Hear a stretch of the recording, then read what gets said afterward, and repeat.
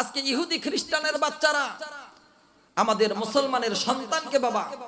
এই কোরআন থেকে দূরে সরিয়ে রাখার জন্য সমাজের মধ্যে নাচ গানের আওয়াজ চালু করে দিছে, যাত্রার আওয়াজ, মেলার আওয়াজ, খেলার আওয়াজ, বিভিন্ন শয়তানি কাজকর্ম তারা সমাজের মধ্যে চালু করে দিয়েছে। যার কারণে বর্তমান সমাজ দেখবেন বিশেষ করে আমার যুব সমাজগুলি ধ্বংসের দিকে যাইতেছে, ঠিক কিনা জোরে বলেন। এই জন্য মুসলমান যদি এই সমাজকে ধ্বংসের হাত থেকে বাঁচাইতে চাও, যুবকদের যুব চরিত্রকে যদি রক্ষা করতে চাও,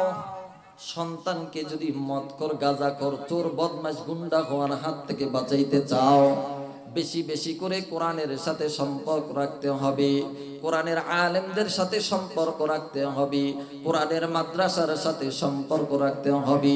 মনে রাখবা মুসলমান, এই সমাজকে ধ্বংসের হাত থেকে বাঁচানোর জন্য,